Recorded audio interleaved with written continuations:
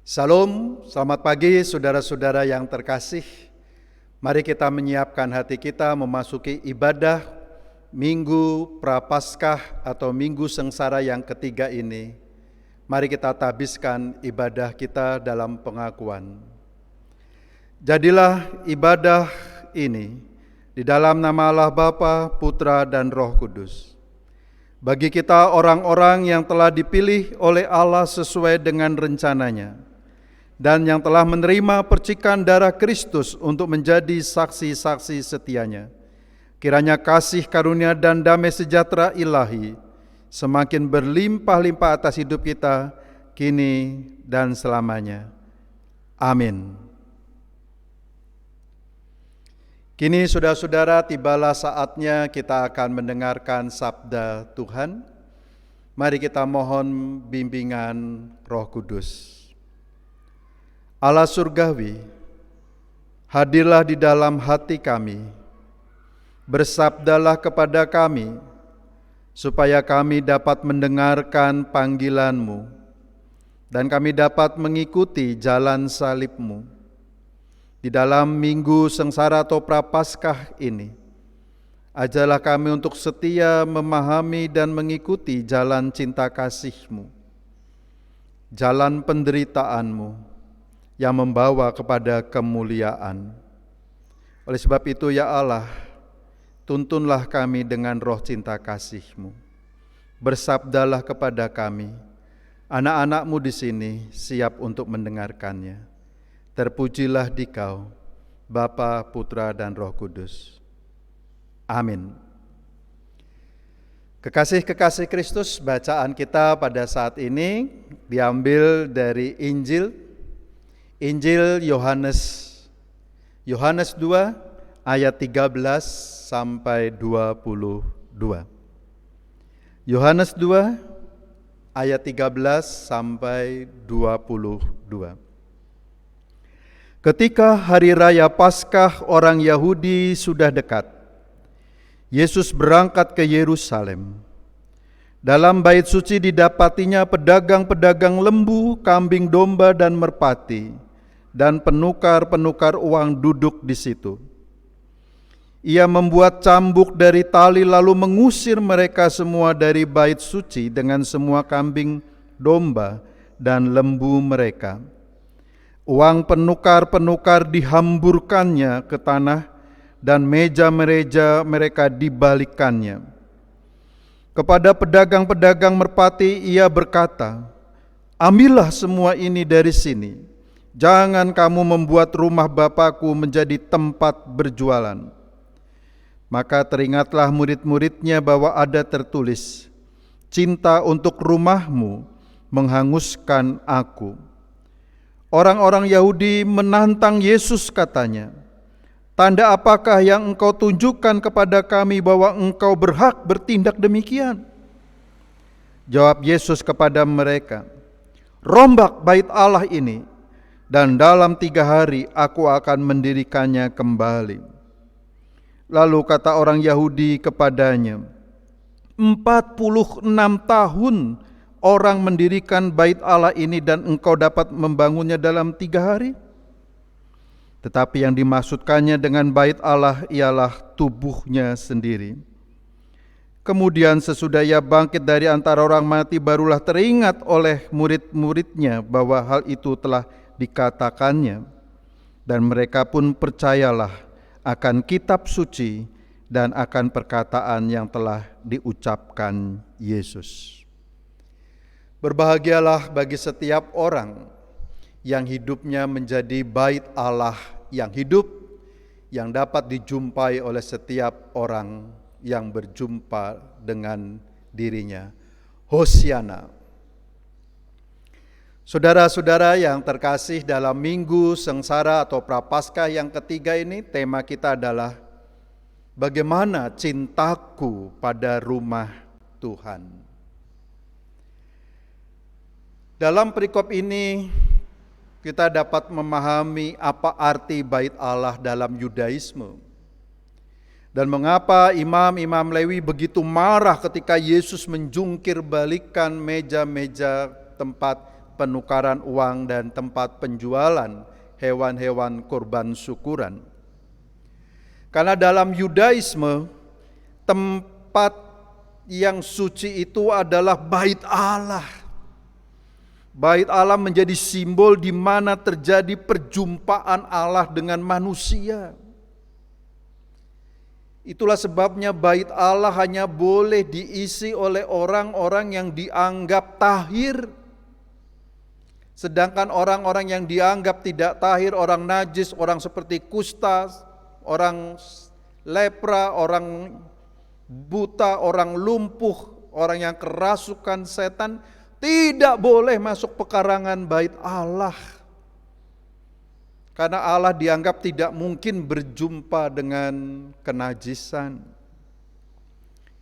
Bait Allah itu menjadi jati diri rumah doa, menjadi jati diri tempat sembah dan bakti kepada Allah. Sehingga jangan main-main dengan bait Allah gitu loh. Bait Allah menjadi tempat perjumpaan manusia, dan di tempat itulah selalu memberi momentum bagi manusia untuk taat atau tidak taat kepada Allah. Karena tempat itu menjadi sebuah pergumulan juga, sebuah panggilan. Di bait Allah itu orang akan mengikuti cinta kasih Allah atau sebaliknya. Dan di bait Allah itu jugalah manusia senantiasa mengucap syukur dengan segala berkat-Nya. Pada waktu itu sangat legal sekali saudara-saudara, karena mata uang yang dipakai di bait Allah memang mata uang yang berbeda dengan mata uang yang dipakai pada umumnya.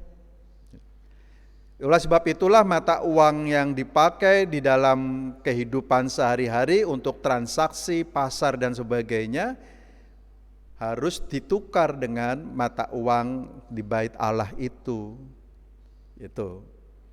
Begitu juga orang yang akan mempersembahkan korban bakaran akan membeli hewan-hewan untuk ucapan syukur. Dari status sosial yang rendah, yang hanya bisa membeli burung perkutut atau burung merpati, sampai yang bisa membeli lembu dan sebagainya. Sehingga transaksi di sana sangat halal dan legal gitu loh. Lalu kalau itu legal, kalau itu sah gitu, mengapa Yesus marah? Bukankah itu tempat manusia untuk menyembahnya? Sembah berarti pernyataan hormat dan hikmat. Menyembah berarti menghormati dengan mengangkat sembah atau mengangkat puja dan puji kepadanya. Oleh sebab itu saudara-saudara yang terkasih, sembahyang berarti pernyataan bakti dan memuliakan Tuhan. Dan biasa juga diartikan dengan berdoa. Bagaimana cara Maria Magdalena melakukan sembah dan bakti kepada Kristus? Yaitu dengan mengurapi kaki Kristus dengan minyak narwastu. Nah, itu kan cara menyembah. Tetapi Maria Magdalena tidak di bait Allah karena dianggap wanita yang najis. Itulah sebabnya Maria Magdalena menyatakan ekspresi penyembahan diri kepada Allah, memujinya melalui pengurapan kaki Kristus dan menyekanya dengan rambutnya. Ini arti menyembah. Begitu juga dalam perumpamaan anak bungsu yang hilang, bagaimana ia tersungkur dan mengatakan kepada ayahnya, hanya kepadamulah Bapa aku telah berdosa. Itu juga bagian dari sembah dan bakti. Nah, sekarang saudara-saudara yang terkasih, jika berjualan hewan-hewan untuk korban syukur, penukaran uang yang legal, diberlakukan dalam agama Yahudi itu dan di bait Allah. Mengapa Yesus marah? Mengapa Tuhan Yesus marah menjungkir balikan meja-meja tersebut? Bukan berarti Yesus menolak bagaimana bait Allah menyediakan korban bakaran dan menyediakan penukaran uang untuk dilakukan sebagai persembahan syukur di bait Allah. Bukan karena ada basar atau penjualan di bait Allah untuk korban syukur. Bukan itu, saudara-saudara. Nah, ini seringkali disalah tafsirkan. Di beberapa gereja itu tidak boleh ada basar di dalam gereja. Di pekarangan gereja, kalau mau basar silakan di luar. Bukan itu sebetulnya. Itu cara fundraising, penggalangan dana yang memang untuk membangun bait Allah.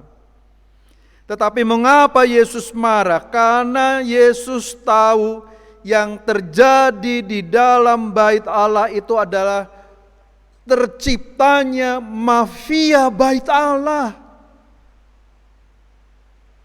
Terjadi mafia bait Allah, yaitu adanya kesepakatan yang jahat antara imam-imam Lewi, ahli-ahli Taurat, majelis Sanhedrin dengan pemerintahan kolonial Romawi di sana. Yaitu supaya pajak-pajak dapat dibayarkan dengan baik di bait Allah itu. Dengan cara umat mempersembahkan lalu harus ditukar dengan yang lebih baik, tetapi harus tukar tambah. Sehingga bait Allah dapat mengumpulkan uang dengan banyak, dapat mengumpulkan dana lebih banyak, dan pemerintahan Romawi dapat dibayar pajaknya dengan lancar daripada harus pemerintah Romawi membayar pemungut cukai untuk meminta kepada masyarakat. Lebih mahal ongkosnya, lebih lama untuk mendapatkan uangnya.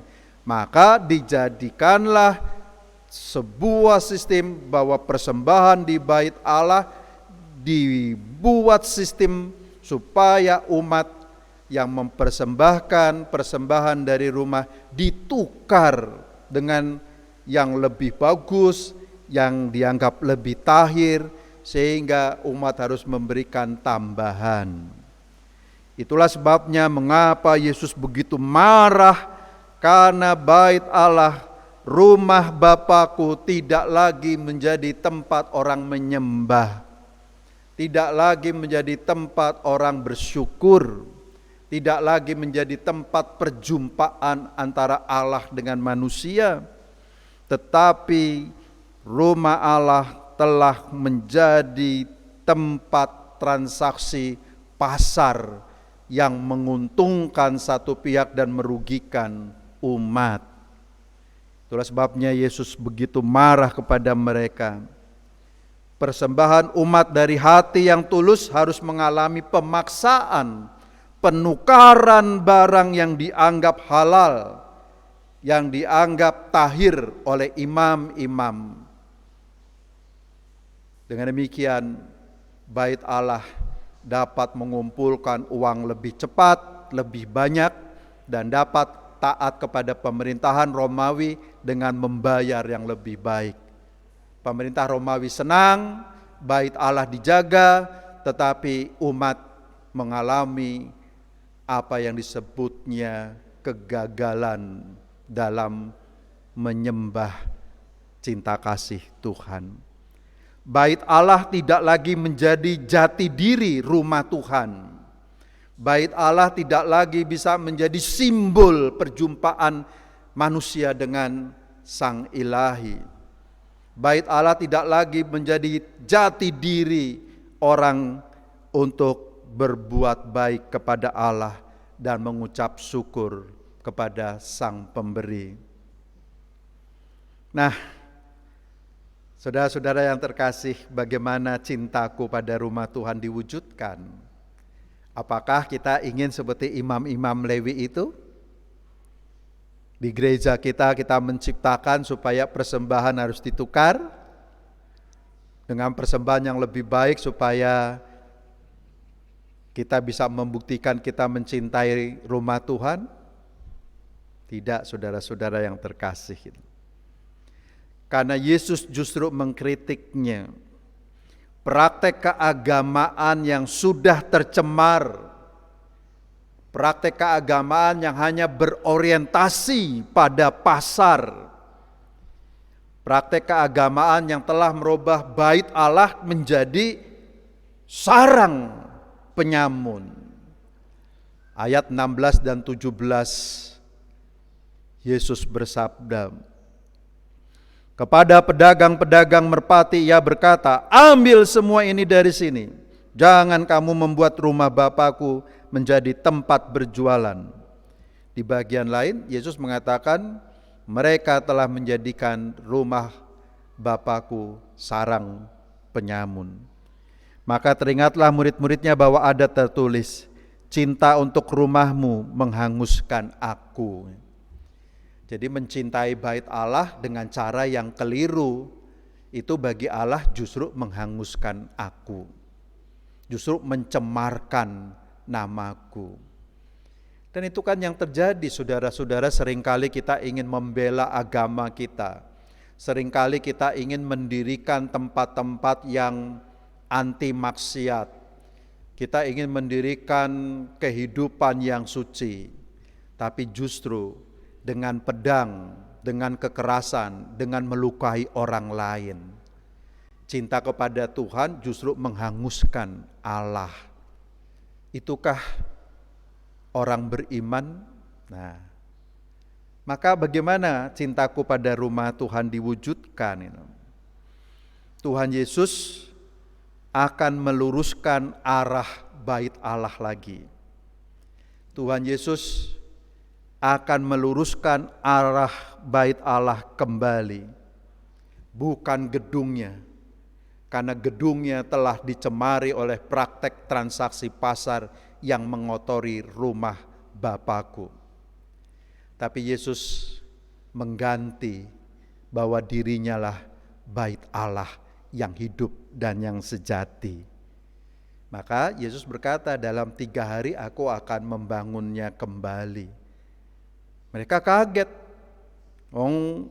Salomo membangun 46 tahun, kayu-kayu tarbantin dari Ethiopia, tukang-tukang sampai 30.000 pasukan, Yesus sendiri, dan hanya 3 hari. Kata Yesus, bagaimanakah cintaku pada rumah Tuhan diwujudkan adalah dengan membangun hidup manusia itu menjadi bait Allah, baitullah. Manusia harus menjadi manusia yang berhati bait Allah. Bukan manusia menjadi manusia yang ada di bait Allah, tetapi Yesus menginginkan manusia yang percaya kepada Allah harus menjadi manusia yang berhati bait Allah.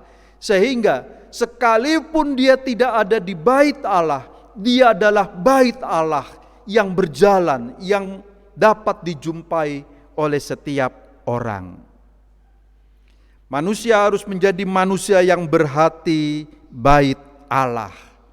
Tempat perjumpaan dengan Allah, tempat menyembah Allah, tempat berdoa kepada Allah, tempat memberi rasa syukur kepada Allah. Di mana itu? Di hati. Tidak salah saudara-saudara kita membangun gedung gereja, apalagi Antepe ini kan mau dewasa toh. Tahun ini diuji.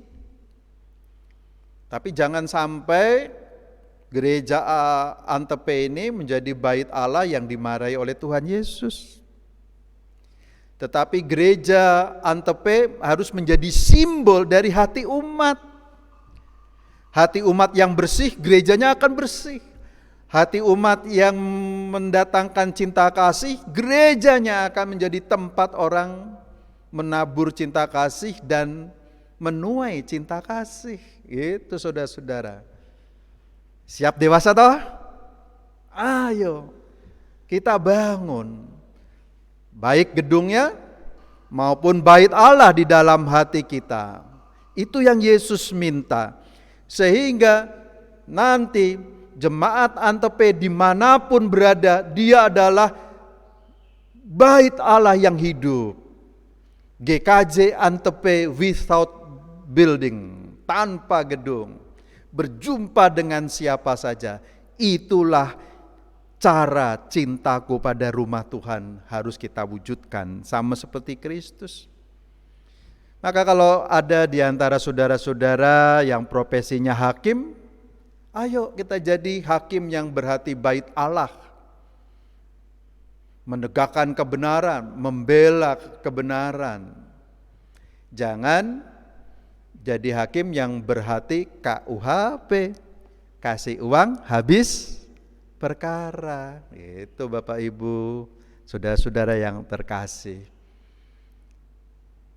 Juga saudara-saudara jadilah pendeta yang berhati bait Allah, yang dapat menjumpakan Allah dengan umatnya, yang memberdayakan umatnya untuk menjadi pelaku-pelaku firman, yang melatih jemaatnya untuk senantiasa bersyukur, berbakti, sembah, dan doa kepada Allah dengan baik. Gitu. Bukan hanya melayani dan Anda jadi lumpuh, tetapi bagaimana saudara-saudara juga menjadi bait Allah yang hidup, karena disitulah tempat perjumpaan Tuhan dengan manusia. Kalau Anda jadi guru, jadilah guru yang berhati bait Allah.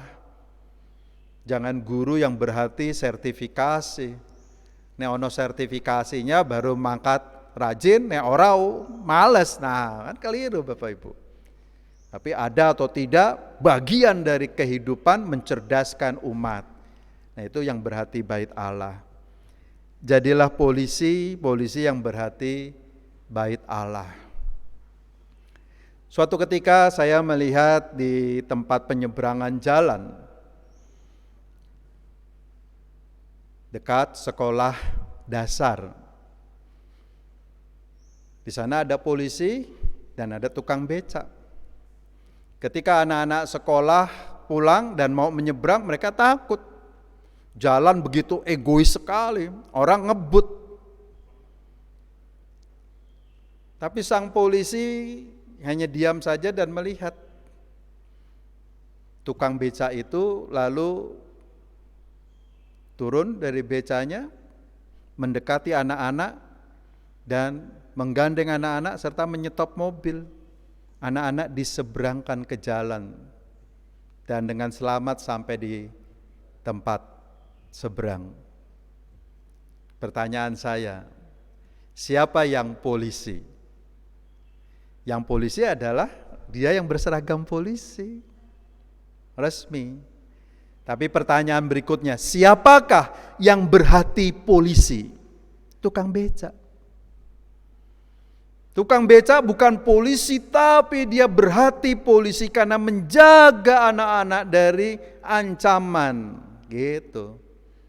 Nah, kita harus belajar itu, saudara-saudara yang terkasih. Jadi kalau GKJ Antepe dewasa tetapi hatinya tidak dewasa, hati-hati nih, hati-hati. Mari, kita telah mengalami luka, mengalami perselisihan dan betapa tidak enaknya. Maka sekarang kalau kita dewasa, kita siapkan hati kita menjadi hati bait Allah. Jemaat GKJ Antepe adalah jemaat yang berhati bait Allah. Nah, mencintai rumah Tuhan dengan sejati ini yang penting, saudara-saudara. Mencintai rumah Tuhan yang sejati tentu saja kita menyayangi gereja yang baru kita bangun. Tapi hati-hati, jangan sampai kita sombong. Jangan sampai kita merasa ini kita yang bangun dengan kekuatan kita. No. Dalam Mazmur 127 dikatakan, Jika bukan Tuhan yang membangun rumah, sia-sialah orang yang membangunnya. Nah, Yesus ingin Bait Allah menjadi tempat perjumpaan, menjadi simbol rumah doa. Kita yang datang ke sana adalah kita yang berhati bait Allah.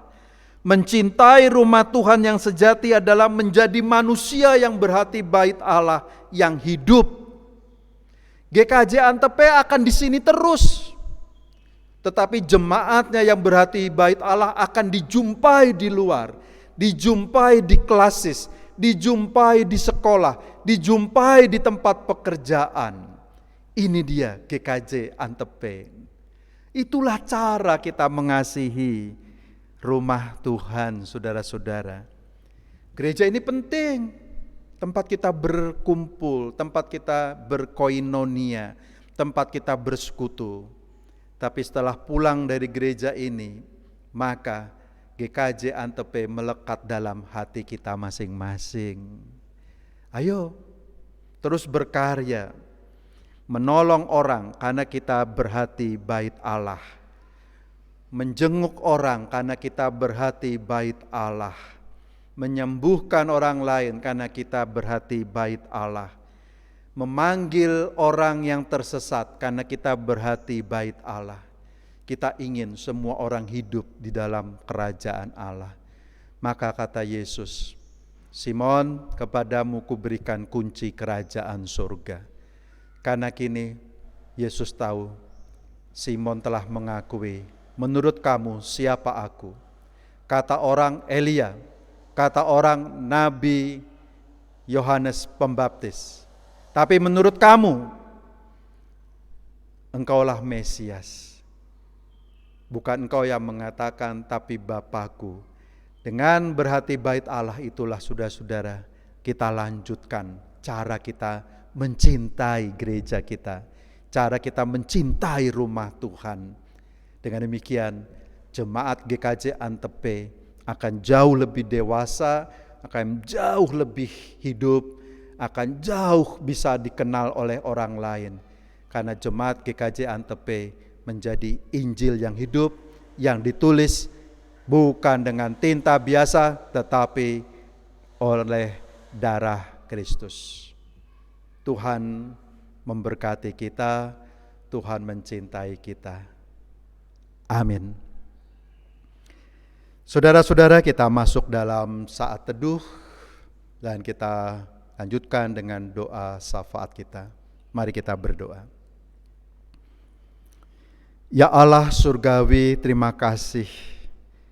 Dalam minggu sengsara dan minggu prapaskah yang ketiga ini Engkau telah mengajarkan kami bagaimana kami mewujudkan cara mencintai rumah Tuhan dengan sejati. Bukan hanya membangun dan melabur tembok-tembok gereja kami, tetapi lebih dari itu ya Tuhan, kami membangun kehidupan kami menjadi orang-orang percaya yang berhati bait Allah. Itulah sebabnya Engkau ya Yesus bersabda bahwa praktek keagamaan yang telah keliru dan tidak dapat lagi membangun hati manusia menjadi manusia yang berhati bait Allah akan Engkau luruskan. Dan biarlah kini kami boleh belajar ya Tuhan, terutama jemaat-Mu di sini yang akan Kau persiapkan menjadi gereja yang dewasa dalam tahun ini. Bukan hanya secara fisik ya Tuhan, tetapi lebih dari itu, biarlah kami menyiapkan hati umat-Mu ini menjadi orang-orang yang berhati bait Allah. Mungkin kami bukan polisi, tapi kami dapat menjadi orang yang berhati bait Allah. Mungkin kami bukan pendeta, tapi kami bisa menjadi jemaat-Mu yang berhati bait Allah. Mungkin kami bukan hakim, tapi kami bisa menjadi orang percaya yang berhati bait Allah, yang senantiasa membela kebenaran, yang memperjuangkan keadilan dan mewujudkan cinta kasih-Mu. Tolonglah kami ya Tuhan. Begitu juga kami berdoa kiranya Bapel kelas Salatiga bagian selatan maupun bagian utara dapat Tuhan berikan hikmat surgawi-Mu, Sehingga dalam proses pendampingan pendewasaan jemaat-Mu ini, sungguh-sungguh jemaat-Mu Kau persiapkan, dan mereka dapat menjadi tangan Tuhan yang membantu jemaat-Mu ini tumbuh dewasa. Kami berdoa ya Tuhan bagi Majelis GKJ Menara Kasih yang Tuhan cintai. Kiranya kami dapat bertumbuh bersama-sama membangun cinta kasih-Mu. Dan kami boleh membangun kembali tali silaturahmi dengan saudara-saudara kami yang lain, supaya kami dapat membangun persekutuan yang indah kembali. Kami dapat belajar dari jalan salib-Mu ya Allah, supaya kami dapat mewujudkan gereja yang berhati bait Allah. Kami berdoa bagi saudara-saudara kami yang berbaring sakit, yang tidak dapat secara mandiri untuk melakukan karya-karya dengan bebas. Tuhan, tolonglah kami. Keringkihan ragawi kami tidak menyebabkan kami hidup terpisah secara jiwa dan rohani kami dengan Tuhan. Tetapi sebaliknya justru dalam kelemahan itulah kami bersandar pada cinta kasih-Mu. Kami bersandar pada kekuatan-Mu. Sehingga ketika kami sehat dan kami kuat kembali, biarlah kami boleh mempersembahkan tubuh kami menjadi persembahan yang hidup. Program-program yang kami lakukan ya Tuhan, baik dari kemajelisan, pengurus komisi atau blok, sampai seluruh warga jemaat-Mu di sini, biarlah semua hanya kami persembahkan bagi kemuliaan nama-Mu. Jauhkan dari rasa angkuh dan kesombongan ya Tuhan. Sebab percuma jika tanpa Tuhan kami membangun rumah-Mu ini. Dan biarlah bait Allah-Mu ini menjadi bait Allah yang Kau perkenankan, yang Kau berkati, yang Kau limpahkan dengan roh cinta kasih-Mu. Dan biarlah jadikan jemaat-Mu ini ya Tuhan, bait Allah yang hidup, bait Allah yang dapat berjalan, bait Allah yang dapat dijumpai oleh setiap orang. Dan itulah cara kami mencintai rumah Tuhan secara sejati. Kami berdoa bagi anak-anak kami dalam pergumulan di masa pandemi COVID-19 ini. Biarlah anak-anak kami yang masih sekolah Engkau berikan roh kesabaran, Engkau curahkan roh hikmat dan takut akan Tuhan kepada kami sebagai orang tua, supaya kami terus memberikan kekuatan, penghiburan, dan pengharapan bagi anak-anak kami. Esok atau lusa ada hari yang baru, di mana kami dapat berjumpa kembali dengan sahabat-sahabat kami. Kami dapat belajar kembali di sekolah-sekolah kami. Terima kasih Kristus. Kami berdoa juga bagi tenaga-tenaga kesehatan, tenaga-tenaga medis yang sekarang berada di baris terdepan.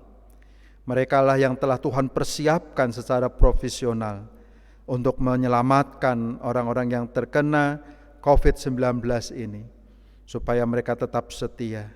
Berkati keluarga mereka dalam pengharapan, karena mereka telah Tuhan pakai sebagai tangan Tuhan untuk berkarya, untuk menyatakan cinta kasih-Mu. Dan gereja biarlah dengan cara online ini menjadi cara kami menjaga keselamatan, supaya kami tidak saling membahayakan satu terhadap yang lain. Bukan berarti kami takut terhadap COVID-19 ya Tuhan, tetapi dengan ibadah online ini, kami ingin gereja Tuhan lahir di dalam rumah tangga kami. Rumah tangga kami menjadi gereja-gereja mini yang kuat, di mana seluruh anggota keluarga saling mendoakan, saling menguatkan, saling menghibur satu terhadap yang lain. Berkati kami ya Tuhan. Berkatilah bangsa dan negara kami juga, supaya semua komponen-komponen bangsa ini hidup untuk bangsa Indonesia, bangsa yang berbakti kepada Tuhan, bangsa yang toleran, bangsa yang bermartabat, dan Indonesia untuk semua, tanpa diskriminasi yang tidak adil dan tidak beradab. Berkati kami semua Tuhan, dari pemimpin-pemimpin kami dan wakil rakyat kami, dari pusat sampai daerah. Sekiranya semua orang yang berhati kudus Tuhan kuatkan dengan cinta kasih-Mu, sehingga dapat mewujudkan karya, cinta, karsa dan cita-cita yang memuliakan nama-Mu. Kami mohon ampun atas segala dosa dan kesalahan kami. Di dalam kasih Tuhan kami Yesus Kristus, kami berdoa dan mengucap syukur. Amin. Saudara-saudara yang terkasih, marilah kita undur dari tempat yang kudus ini dan jadilah bait Allah yang hidup. Berilah berkat kepada setiap orang yang berjumpa dengan kita, karena kita pun telah menerima berkat dari Sang Berkat yang sejati. Tuhan memberkati kita dan melindungi kita. Tuhan menyinari kita dengan wajah-Nya dan memberi kita kasih karunia. Tuhan menghadapkan wajah-Nya kepada kita dan memberi kita damai sejahtera kini dan selamanya. Amin. Tuhan memberkati kita.